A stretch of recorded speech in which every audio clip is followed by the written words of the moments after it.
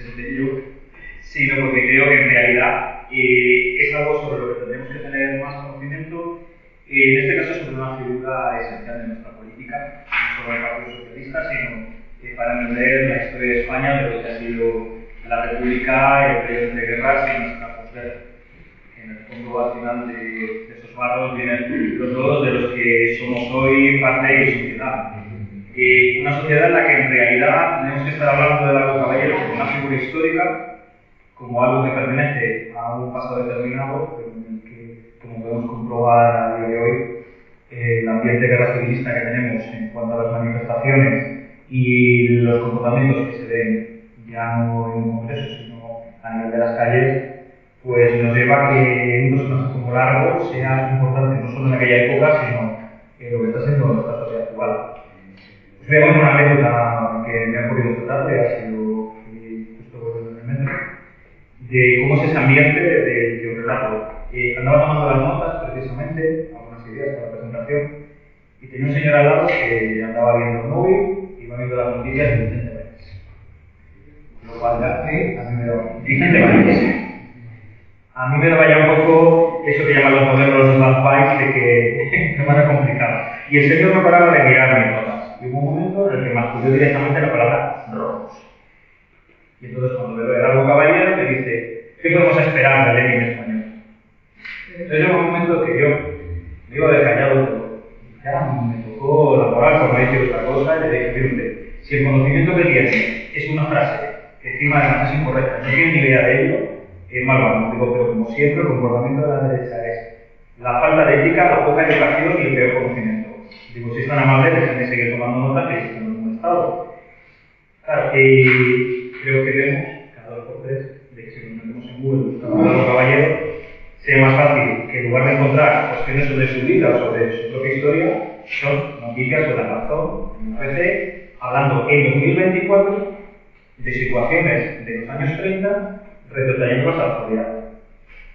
Quedamos en los compañeros y compañeras, volvemos otra vez a ese lenguaje en el que quizá nos podemos ver como en el 39, que a día de hoy se nos pueda juzgar por alterar el orden establecido, como se inventaron en aquel momento las tropas golpistas, y que hoy nos están intentando comer esa tostada en cuanto a que la defensa de la Constitución, la defensa de los derechos, del machismo, nos tengan que dar lecciones, la derecha por su parte. Entonces, creo que personajes como Largo Caballero son muy importantes que lo reivindiquemos no solo por lo que fueron, sino por lo que siguen siendo.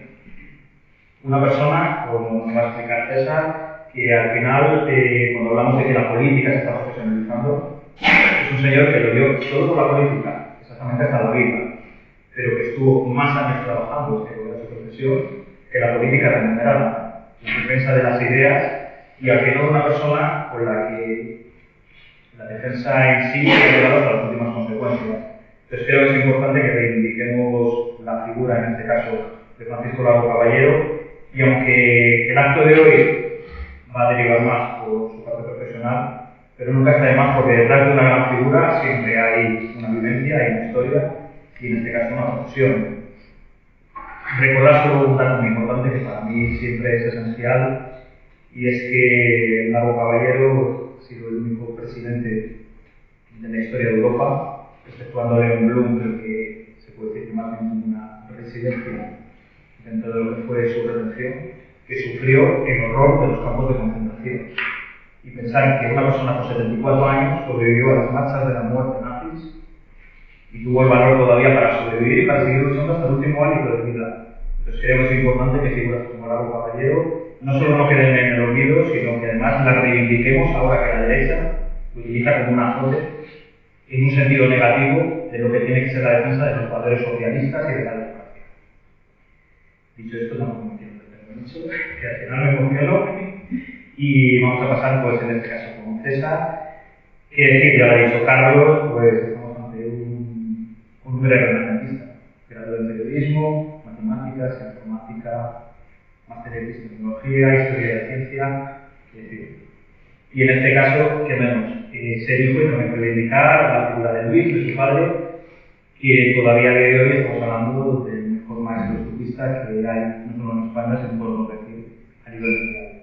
Entonces es importante que mejor el hijo de un profesional en la materia nos puede hacer esa unión entre lo que ha sido el oficio de subista y lo que es la figura de la caballero. Así que sin más dilación, pues todo por aquí. Muchas gracias.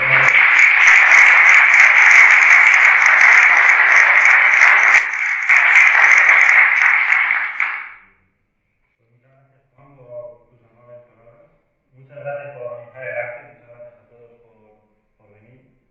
Pues sí, yo investigo a Álvaro Caballero primero por un interés político hacia su figura, por una cercanía hacia lo que era su oficio, por ser mi propio padre sufista y sin duda una facilidad para interesarme por ese oficio, y porque me di cuenta muy rápidamente cuando empecé a investigar sobre Álvaro Caballero que su juventud no había merecido estudio alguno por parte de los muchos historiadores que se han interesado por Álvaro Caballero, porque Álvaro Caballero es, al fin y al cabo, la figura de izquierdas, el líder más importante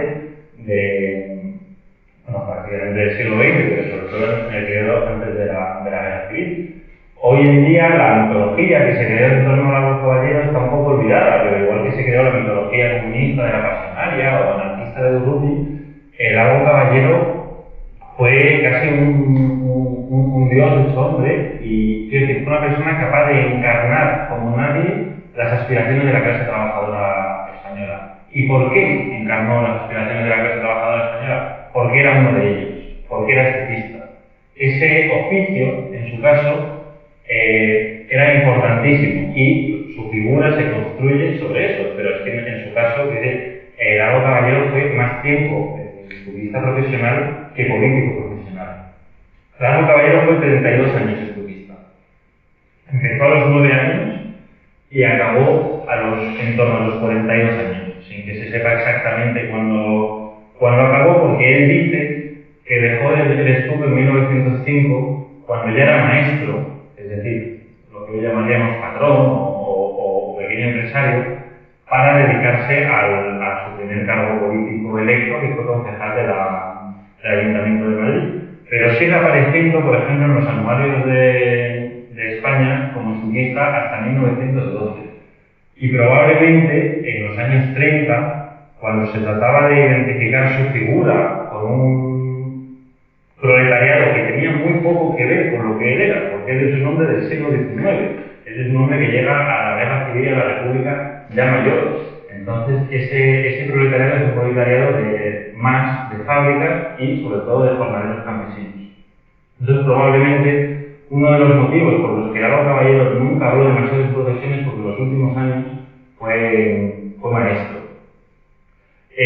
Otro de los motivos por los que habla poco Álvaro Caballero de su juventud probablemente tenga que ver con su familia, con cosas de la intimidad pues, que no quería que se desvelasen, y yo, pues, dentro de mi tarea de historiador, he ido trabajando y voy a desvelar a lo largo de la presentación.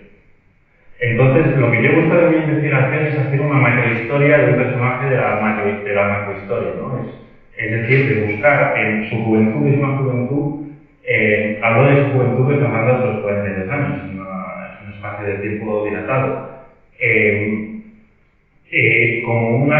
Es difícil estudiar a un obrero de esos años porque no dejan rastro. Y si comparamos con otras figuras muy importantes de su época, del Partido Socialista, como Indalecio Prieto, o Negrín, o Besteiro, sus juventudes y sus inicios están muy estudiados. Besteiro, por ejemplo, su faceta filosófica está estudiada, la faceta periodística de Indalecio Prieto está estudiada, Negrín, discípulo de un premio Nobel y maestro de otro premio Nobel, pues sus trabajos científicos están estudiados.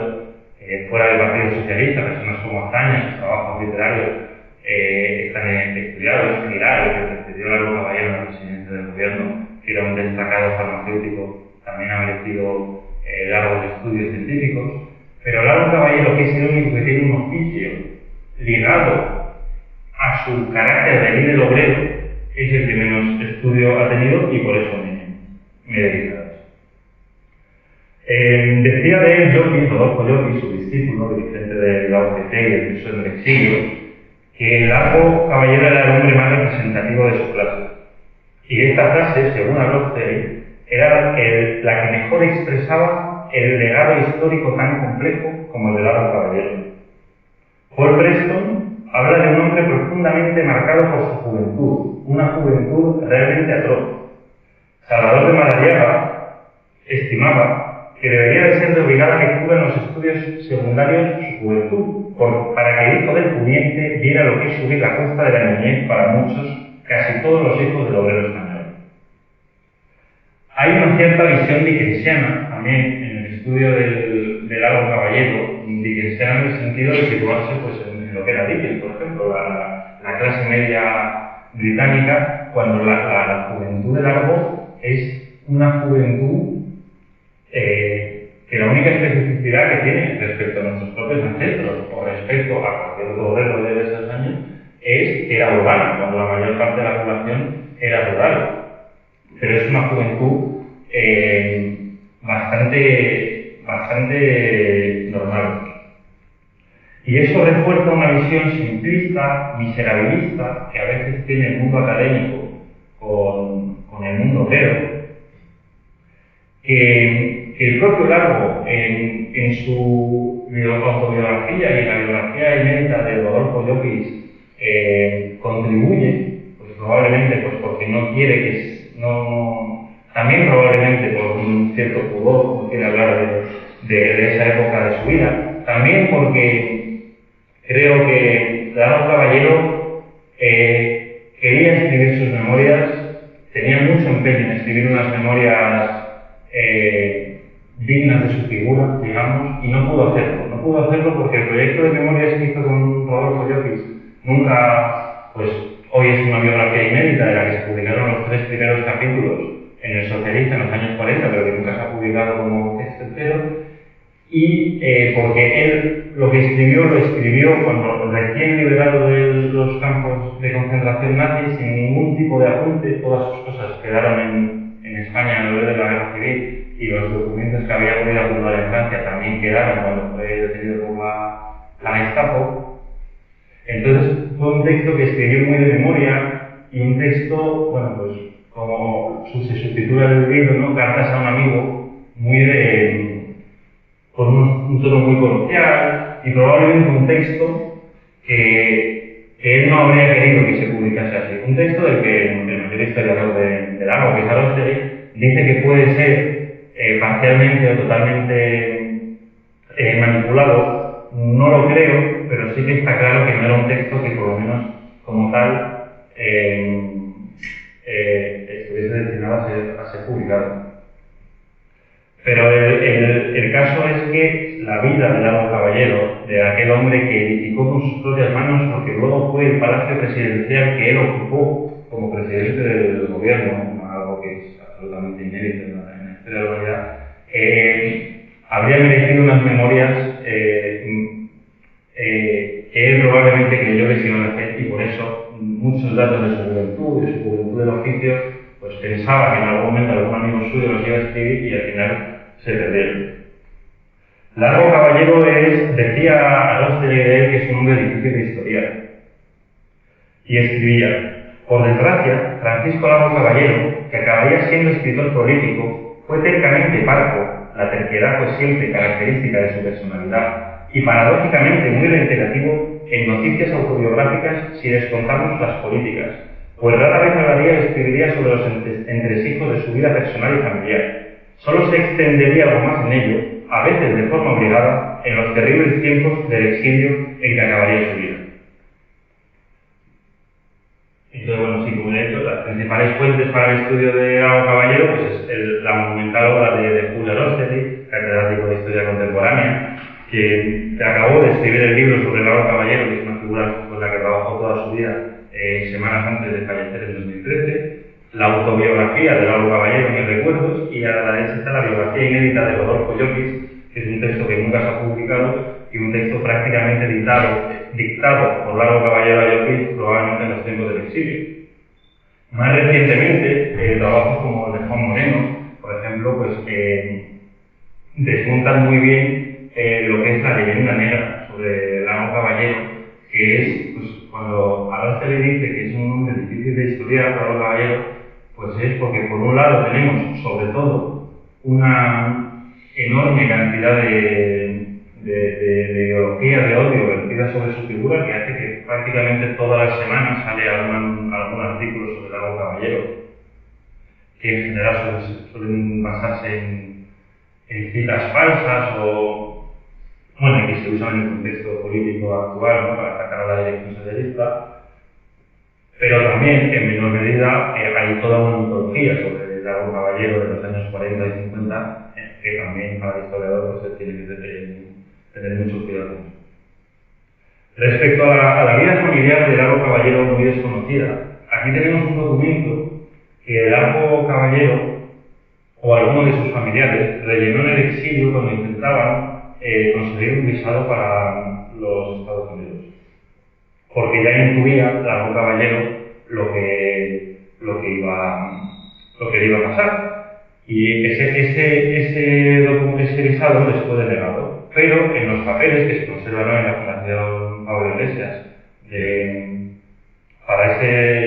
para conseguir ese visado, pues hay toda una serie de informaciones familiares y es el único documento al que se refiere a Rostel en la cita anteriormente mencionada, donde él hable tan explícitamente de su familia.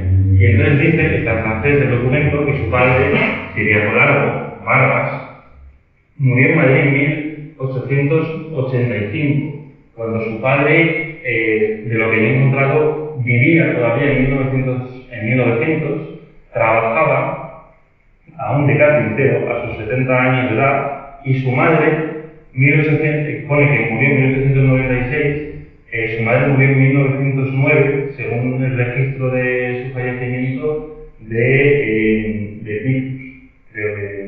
Creo que era así. Hermanos de Largo Caballero, yo he localizado por lo menos 3 o 4. Cuando él, ahí menciona que no tiene ninguno, y una hermana. Hermanos de padre y una hermana de madre, una hermana con la que convivió varios años y que desaparece de los padrones de Madrid en 1905, probablemente no por haber fallecido, sino por haber sido de Madrid, sin que luego haya sido yo capaz de localizarla en ningún sitio. Lo que he descubierto hoy, gracias a una amiga aquí presente, que he encontrado el expediente de matrimonio, que todavía no he podido consultar, de Largo Caballero, de Ciriaco Largo y de Antonia Caballero, que se casaron el 28 de septiembre de 1868, el día de la batalla de Alcolea. Y esta imagen es del día siguiente, el 29 de septiembre, es decir, en plena Revolución de la Gloriosa. Al día siguiente, 30 de septiembre, la reina Isabel II abandona España. Entonces se sabía, por el texto que escribe Llopis, se sabía que su padre Ciriaco era un destacado militante republicano. Lo que él son palabras de Largo Caballero en el texto de Rodolfo Llopis, dice que su padre llegó a Madrid, como tantos otros hombres de oficios, para la Revolución de la Gloriosa. Su padre llegó desde 1868, su padre llegó en 1839, según los datos del censo del ayuntamiento, a Madrid, es decir, de niño, y su madre también, que también dice que vino por esos años, su madre llegó un poquito más tarde, en 1843, 44. Entonces, es complicado hacer hipótesis sobre la relación de Largo Caballero con su padre, pero en lo político no deja de ser interesante saber que Largo Caballero vive en una tradición republicana muy importante, porque por mucho que a lo mejor no tuvo relación con su padre en ningún momento, toda la vida vivieron en el mismo barrio, a 2 o 3 calles, entonces es muy probable que no hubiese relación. El padre había estado casado anteriormente, en los años 50 vivía por lo que es en la calle La Puerta de Toledo, básicamente, y me imagino que para que se pudiese volver a casar en 1868, pues debió quedarse viudo. Con la relación con Antonia es bastante interesante que se divorciaron, o por lo menos empezaron las instancias de divorcio, y según yo que se divorciaron en 1871, que fue uno de los... en 1870 se crea la primera ley en España de matrimonio civil, que permite el divorcio civil, que es un divorcio que no es exactamente lo que entendemos por divorcio, puesto que no permite volver a casarse, pero para las mujeres, por ejemplo, contempla la independencia económica. Y entonces probablemente por eso Antonia pidió el divorcio del padre de Largo, según esto es una copia manuscrita de Rodolfo Llopis del acto de conciliación en el divorcio de los padres. Probablemente Llopis, en plena guerra civil, ya con la idea de hacer una biografía sobre Largo, fue buscando una serie de documentos en Madrid para poder escribir esa biografía. Este es uno de esos documentos. Otro de los documentos es una partida de bautismo. Entonces es interesante, por ejemplo, que aquí en este acto de conciliación, que es obligatorio para poder iniciar los trámites de divorcio, he intentado localizar ese sumario de divorcio, pero no he sido capaz. El juez les autoriza a iniciar los trámites. Largo Caballero, por ejemplo, se hace acompañar por lo que se llama un hombre bueno, que puede ser como un aspecto de un abogado, pero es una persona básicamente de confianza, ¿no? Que se llama Blas León Bernal, que aparece bastante en la prensa republicana de la época, que participó en alguna sublevación de la Gloriosa, que se exilió en Francia, en Portugal, y que fue condenado unos años después por bigamia, por haberse casado 2 veces, y fue condenado, creo que a 2 años de cárcel, y luego fue indultado. Esto ya 30 años después, pero por hacerse una idea de quiénes podían ser, ¿no?, los amigos del padre de Francisco Largo Caballero. Esto es un documento bastante interesante, que es de 7 años después. Largo Caballero nace en 1869 en la Plaza Vieja de Chamberí. El censo de 15 días antes de su nacimiento aparece que están el padre, la madre y el hermano mayor de Largo, uno de ellos que se llama Cecilio Largo, que aparece que es cofrero, como el padre, aparece a veces como cofrero, a veces como carpintero. Sabemos que en 1880 el padre trabaja en la fábrica de tabacos.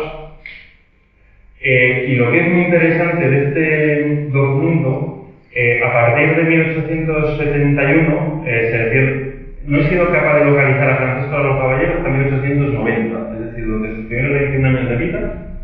Localizo a sus padres 15 días antes de su nacimiento y luego no he sido capaz de localizarlo. Primero porque se va unos años a Granada, pero luego vuelve de Granada y en este documento es muy interesante. En 1978, Ciriaco Largo vive con su mujer, con la que 6 años antes había iniciado un proceso de divorcio, con el hijo y con la concubina de él, que es la Bárbara Ferrer, sin que aparezca Francisco Largo Caballero. Él afirma en sus memorias que vivía con sus primos, que le trataban mal, lo dice creo que textualmente, y con sus primos no vive en ninguno de esos años, porque lo he comprobado, que esto es una parte de la investigación que sigo buscando.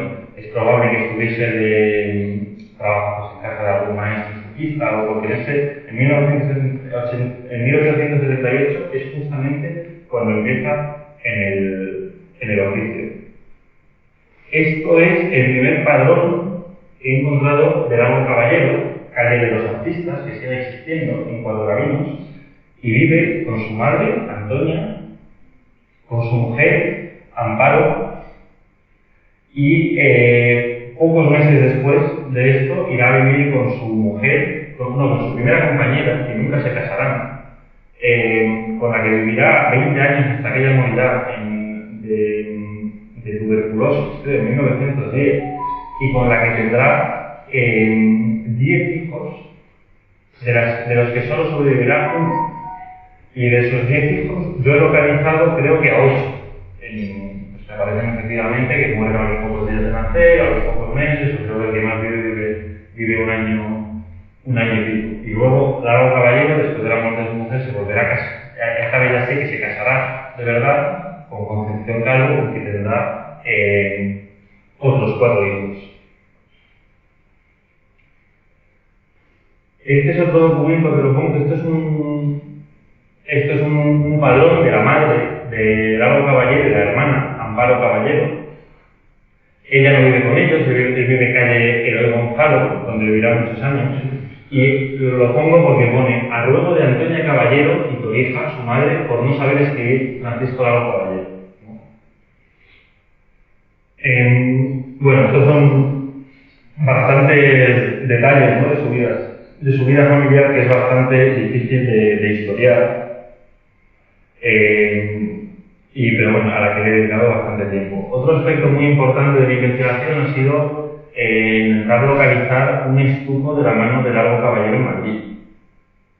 Porque creo que tienen valor artístico, porque creo que también pueden tener un cierto valor memorial, por ser de quien son, porque el estuco es una disciplina que está entre el arte y la albañilería. Y bueno, he dedicado mucho tiempo a buscarlo. Entonces, claro, igual que es difícil historiar la vida familiar de un obrero del siglo XIX, es difícil historiar la obra de un albañil especializado, como es un estuquista, a final del siglo XIX, ¿no? Los arquitectos firman los proyectos, los albañiles no firman los ladrillos que ponen. Pero a través de esa anécdota que cuentan Enrique de Santiago en el prólogo de sus memorias, a través de la transcripción de una conferencia de Gómez Llorente, de Luis Gómez Llorente, que se encuentra en la Fundación Largo Caballero, pues se puede comprobar que Largo Caballero en los años 1890, probablemente con su maestro Agustín Pérez, trabajó en la construcción del Palacio de Villamejor, que era un palacio pues, para un marqués de aquella época, el padre del conde de Romanones. Y esa construcción es bastante simbólica en el sentido en que el Palacio de Villamejor, que es una imagen, luego en 1914 sería la sede de la presidencia del gobierno y lo fue hasta el 1 de enero de 1977, cuando se traslada a la Moncloa. Largo Caballero, esta es una imagen de Largo Caballero presidiendo su gobierno, el que se llamó el gobierno de la Victoria, en ese Palacio de Villamejor. Durante su tiempo de presidente y de ministro de la guerra, probablemente pasó la mayor parte del tiempo, una parte en Valencia, cuando volvió allí el gobierno republicano, y otra parte en lo que era el Ministerio de la Guerra, que hoy es la sede del Estado Mayor, que está el Palacio de Buenavista. Pero bueno, esta mítica foto de su gobierno es en el edificio que él mismo estucó con sus manos 40 años antes. Entonces, en el marco de la investigación, nos permitieron entrar al palacio y buscar restos de sus estucos porque no estaban aparentes. Y sí que aparecieron en algunos sitios, ahí en el basamento de una columna, aparecieron rastros de estucos antiguos. Es decir, que la mayor parte del edificio, a lo largo de las distintas obras, probablemente en los años 80, se destruyeron esos estucos originarios. Pero bueno, es un elemento más para probar que ese palacio estuvo estucado y también para ilustrar una cosa importante, que es la destrucción de un patrimonio histórico y artístico que tenía mucho más valor, sin duda, que las pinturas que han puesto en ese palacio, que hoy es el Ministerio de Política Territorial y Memoria Histórica. Una cosa curiosa es que el arquitecto que firma el proyecto del Palacio de Villamejor, lo veis abajo a la derecha, José Furquís, es el mismo que firma el hotelito, como se llamó, o la casa de Largo Caballero en la dehesa de la Villa. Lo que probablemente, bueno, hay discusión en torno a la autoría del Palacio de Villamejor, si fue José Furquís, porque no era arquitecto, era maestro de obras, o fue otro. Pero el caso es que él firma los proyectos que están depositados en el archivo de Villa de Madrid, y bueno, y eso demuestra, pues probablemente a lo mejor algún tipo de relación profesional que se pudiese dar en ese momento. Bueno, en todo caso es una cosa que acerca de nuevo Largo Caballero a ese palacio de Villamejor, que también creo fue la primera sede del Ministerio de Trabajo en España cuando se creó en los años 1920. Otra obra por la que me interesé es la construcción del Palacio de Linares, hoy Casa de América, en Las Cibeles. Esa es una foto de la obra, no he sido capaz de localizar ahí a Lalo Caballero, porque de nuevo pues los rastros para poder localizar a alguien, a una hermanier que haya participado en una obra así, pues es bastante complicado, y el único elemento que tengo es que en los papeles de los diferentes empleados que le desean las Pascuas al Marqués de Linares durante la construcción, pues aparece esta tarjeta de los estufistas de Agustín Pérez felicitan a usted las Pascuas. Entre los estufistas de Agustín Pérez estaba Lalo Caballero. De ahí a saber si en esa obra estuvo o estuvo en otra obra o en esa época trabajaba para otro maestro, pues es difícil de decir. En todo caso, en el Palacio de Linares se conservan unos estufos de gran calidad y bueno, es un sitio importante para la historia del estuco en Madrid. Respecto a este Agustín Pérez, por ejemplo, pues Lalo Caballero aprendió de él el oficio, ¿no? Y lo aprendió, pues, por lo que parece, bastante de casualidad, ¿no? Buscando trabajo, pues se hizo estufista. Y claro, yo si investigo a Lalo Caballero como estufista, pues tengo que encontrar algún tipo de relación, ¿no? Aunque a lo mejor no la haya, entre ser estufista y luego ser el dirigente de la España republicana frente a la asedio fascista, ¿no? Y entre los elementos que yo he podido pensar, ¿no?, que acercan a Lalo Caballero, bueno, que construyen la personalidad de Lalo Caballero a través de su oficio, pues es que el estuco es el último elemento de la obra. Es un elemento en que se está en contacto directo con los clientes, con los arquitectos, con las relaciones de poder. Es un oficio que solo se trabaja para la alta burguesía, no se estucan los barrios bajos. Entonces, bueno, ahí hay una construcción de una visión del poder y de tenerlo más cerca y de saber cómo funciona, que a lo mejor otro oficio, porque el oficio típico de los dirigentes socialistas era tipógrafo, y se entiende, ¿no?, la relación entre la tipografía y el mundo intelectual. Otra hipótesis también es que, aunque Lalo Caballero dice que se trabaja mucho en el oficio del estuco, y es verdad, se trabaja poco en el año, porque solo se trabaja en verano. Y entonces creo que los paros forzosos, como los llamaban, pues pudo dar mucha ocasión a Lalo Caballero, pues de leer y de profundizar en una cultura intelectual que probablemente le interesó desde que era muy pequeño. Dice que nunca más volvió a la escuela en sus memorias después de los escolapios de aquí al lado. No es verdad, porque como él mismo dice en la biografía de Llopis, sí que siguió yendo los domingos a la escuela cuando empezó a trabajar, y luego estuvo matriculado por lo menos un año en la Escuela de Artes y Oficios de la calle Estudios, al lado de la calle Toledo. Esto es una factura entonces está hablando del maestro de Lalo Caballero, que era Agustín Pérez. Agustín Pérez aprendió a su vez el oficio de estufista de su padre, Miguel Pérez. Y esto es una factura encontrada en unos papeles de misioneros romanos, que se construía un edificio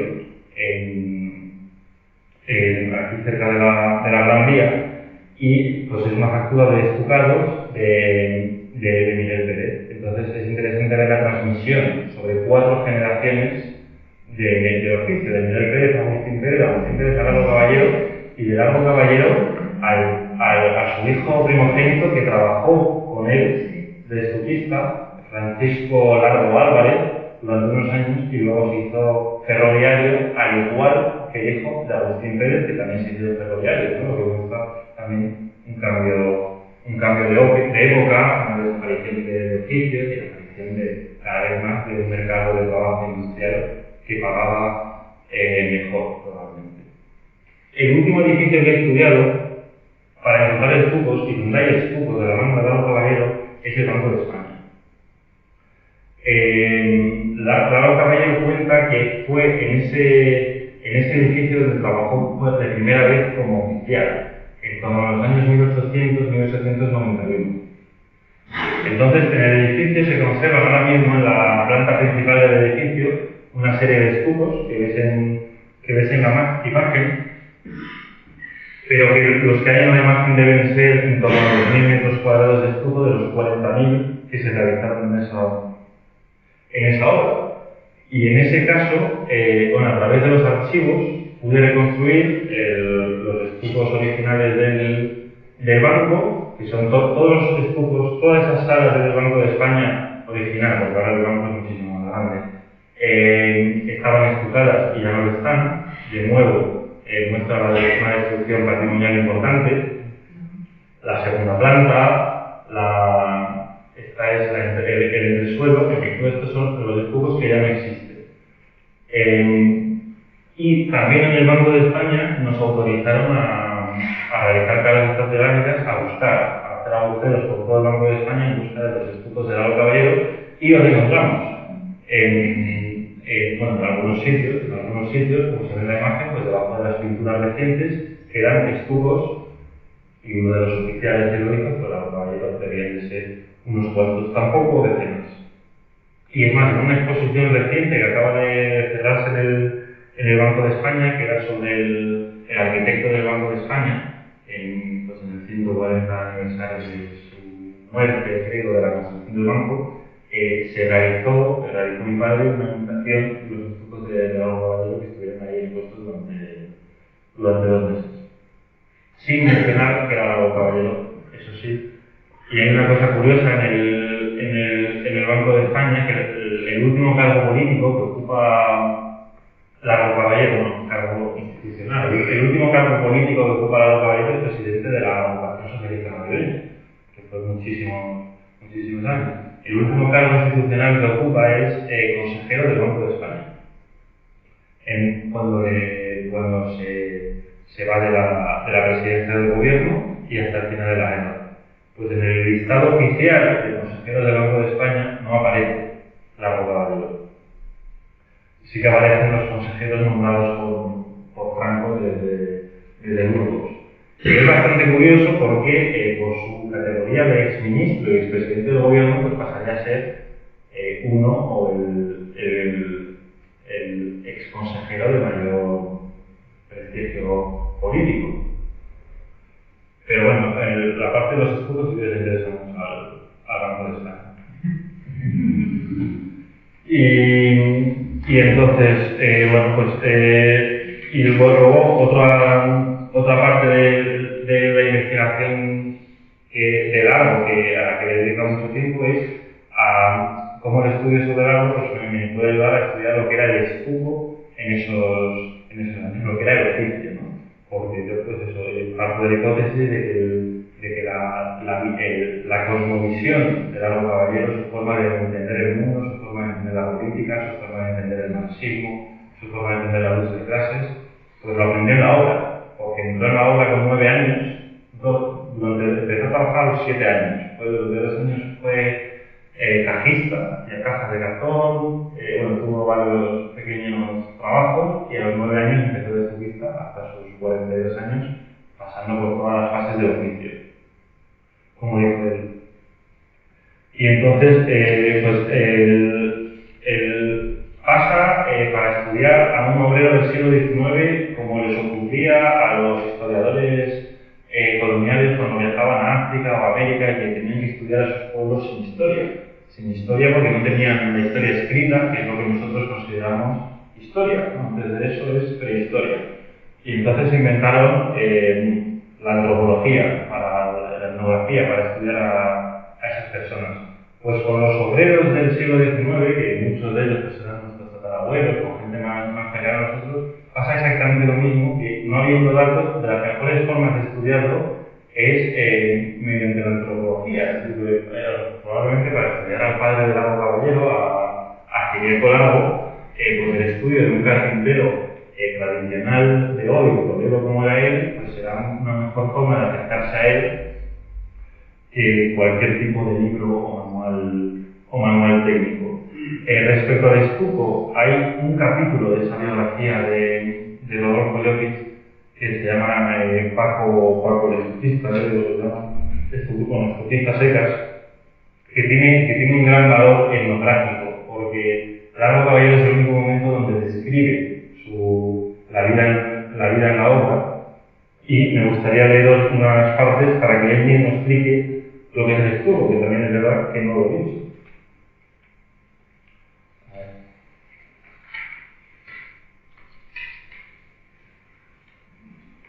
Pues habla Largo Caballero.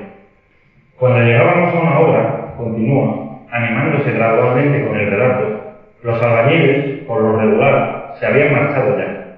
Dependía, es verdad, de la clase de trabajo que tuviéramos que hacer, según que fuesen interiores, patios o fachadas. Los estuquistas, por lo general, seguíamos a los albañiles, y aunque coincidiéramos albañiles y estuquistas en una misma obra, era fácil distinguirnos y reconocernos. A pesar de vestir igual, pantalón blanco, larga blusa brochada, alpargatas y gorrilla, nos diferenciábamos. Hasta nuestras arquetas parecían distintas. Éramos, lo dice sin afectación, los obreros más pulcros de la edificación. Eso no quiere decir, añade, que en mi oficio no hubiese de todo. Lo había, como en los demás oficios.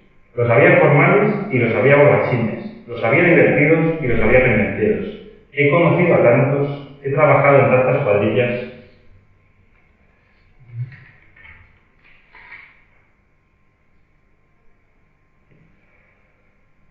El oficio de estuquista tiene una temporada de trabajo muy corta. Lo mismo si es tarea de fachada que si es de interiores o de patios. Los fríos y las heladas determinan los días de faena. En realidad, puede decirse que los estuquistas solo trabajan en verano. Los grandes y las pequeñas tareas. Hay que esperar algún tiempo y aguardar a que los señores se marchen de veraneo. Todo el resto del año, parados. La crisis de trabajo en el oficio comenzaba en el otoño, duraba todo el invierno, alcanzaba hasta la primavera. Larga crisis, la crisis de trabajo de los estuquistas madrileños. El trabajo de los estuquistas era muy delicado. Cuando entraban en faena, los albañiles les habían dejado las habitaciones con el guarnecido de yeso negro. Los estuquistas comienzan por raspar las imperfecciones del guarnecido. Lo hacen con la llana grande. Ese es el trabajo de los ayudantes y de los oficiales. Entre tanto, el peón de mano, en un puesto grande, amasa. Hace la mezcla de yeso blanco, bien tamizado con un tapiz de 40, con escayola. La mezcla no se hace siempre con las mismas proporciones. Depende de los gustos del propietario y a veces de los escrúpulos del maestro. Se mezcla mitad y mitad, o 2 partes de yeso con una de escayola, según. Se amasa con una lechada de cal muerta, bien tamizada, con el mismo pedazo, o mejor, con uno del 50. Se amasa con unas pelotas de madera, batiendo bien la masa y dejándola reposar. Cuando toma consistencia, se aparta la superficie, la flor, a un lado del hueco. El peón, con una pala, va sirviendo la masa al ayudante y al oficial, que la atiende. Es el ensabanado. Cuando queda en el cuerpo un tercio de la masa, el peón advierte con cierta solemnidad: la última. Ya saben el ayudante y el oficial lo que eso quiere decir. Se dedican entonces al igualado y al cubierto, tapando poros y mermados. Luego los sirve la flor, ya muerta, que tarda en endurecer. Con una muñequilla, polvos de jaboncillo de sastre metidos en una media, se da jaboncillo. Con un paño se extiende. Con el filo de la llana, fina, apretando mucho, se gruñe. La masa va adquiriendo dureza en ella. Todavía vendrán después, cuando el estuco quede completamente seco, los barnizadores. Y con cera virgen, aguarrás y espíritu de vino, barnizarán las paredes y techos, como hacen los ebanistas con los muebles. Si a eso se añade la serie de adornos que se hacían con zócalos, fajeados y fileteados, y la habilidad que se precisaba para el bordado de los adornos, se comprenderá cuán complicado era y cuán difícil el oficio de estuquista. Qué lástima, nos ha dicho multitud de veces Caballero, qué lástima que haya desaparecido la profesión. Los gustos han cambiado. Las exigencias de la construcción son hoy muy otras. Se ha pretendido sustituir el estuco por otros procedimientos, inútil, que no se hagan ilusiones. Donde esté el buen estuco, sentencia con cierta melancolía nuestro estuquista. Pues bueno, es interesante ver aquí cómo Jordi le llama caballero a Largo Caballero. Era a sus inicios, también pues, probablemente eso dice algo de la relación del padre, él firmaba Francisco L. Caballero. Y luego, bueno, se fue haciendo famoso como por el nombre de Lago Caballero. También decir de Lago Caballero, pues entre otros, en esos inviernos tan largos, en que no había trabajo en el estuco, en que se iban a la Puerta del Sol, que es donde se estaban los oficios, el equivalente actual de la caza elíptica, donde iba la gente que no tenía trabajo a buscar lo que fuese. Pues uno de los trabajos que más realizó es el de vender frutas y verduras en los mercados.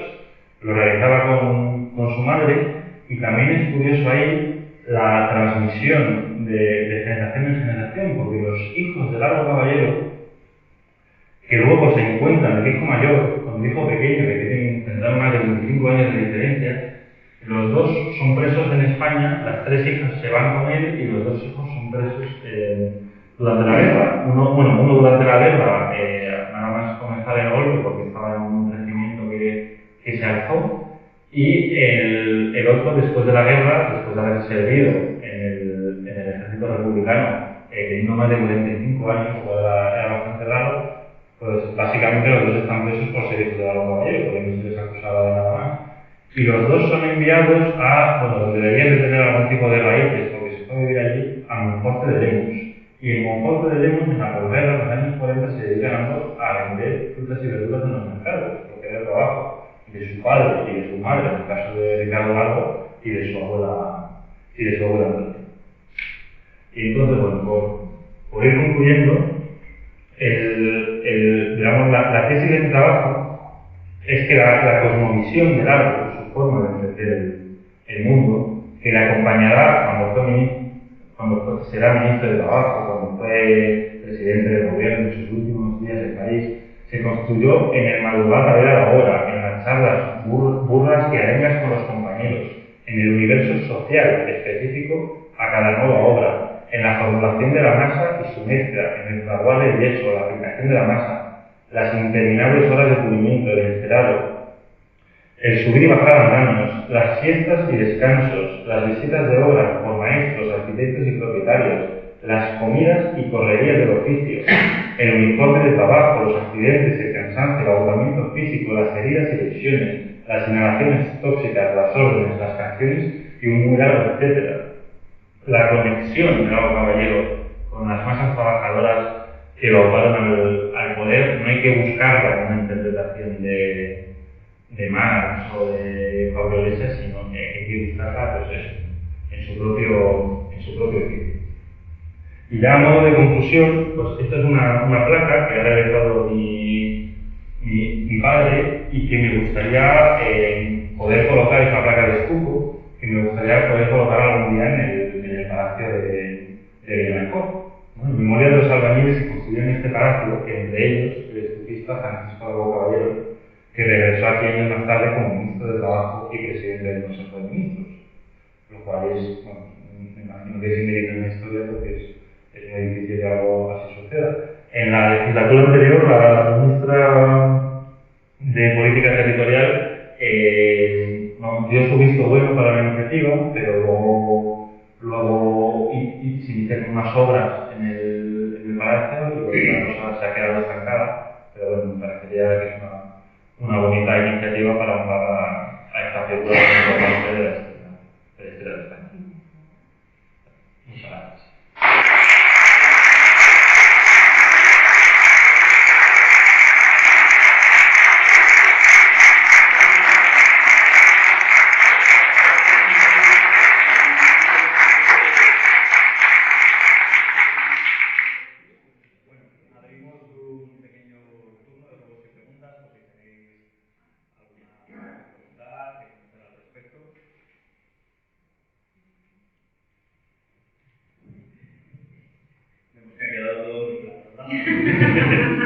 Sí, Juan.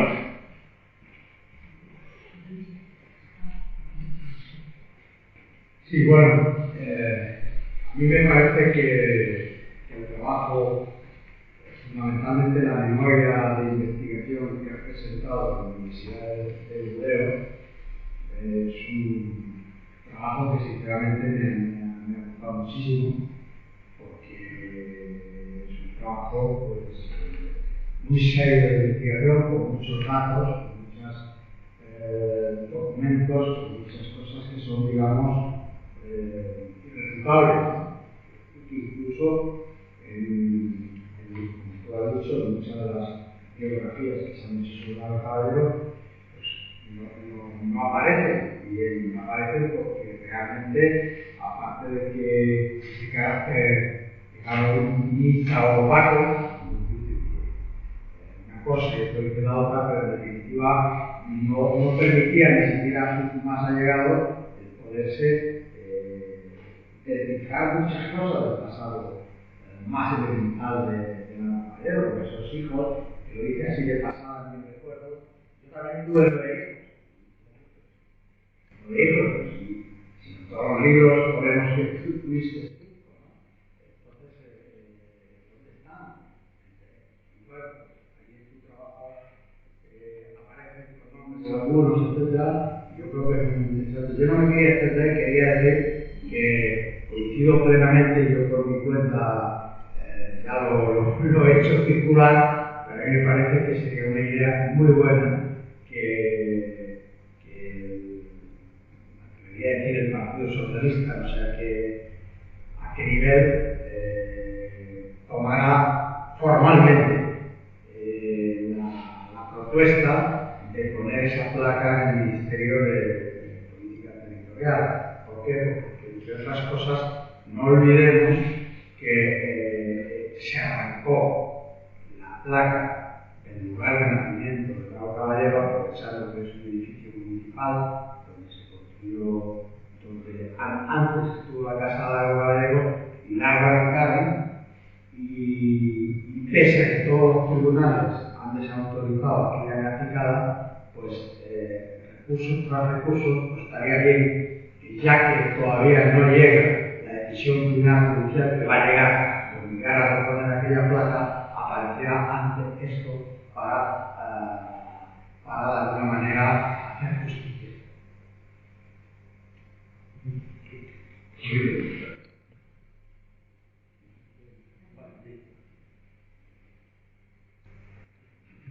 No, es simplemente continuar en la línea de lo que ha planteado Juan. Felicitar por la charla, la presentación, y la verdad es que es una forma de abordar la historia que en general no es la forma en la que se aborda. Siempre son los hechos, los epígrafes, la victoria, la batalla, pero no la vida real, ¿no? Es muy difícil. Hay corrientes historiográficas vinculadas a la vida real, sin ningún tipo de duda, pero yo creo que como lo que ha hecho César es fantástico, ¿no? Pero yo quería intervenir en la misma línea que Juan. Yo creo que debemos tomar como agrupación, ¿no? No sé, una asamblea de agrupación, en apoyo a la iniciativa de esto, que tenemos que hablar con los responsables del partido en el Ministerio, en la Secretaría de Estado de la Democracia, que creo que está fácil y posible. La directora Caballero, Fundación de Memoria Histórica, etc. O sea, que tenemos muchos elementos para algo que me parece que mera o mínima justicia, sobre todo frente a las tonterías de Almeida y Ortega Smith, ¿no? Entonces, en ese sentido, profesionalmente, imagino que más gente a ayudar en cualquier cuestión, y creo que como agrupación también estoy convencido.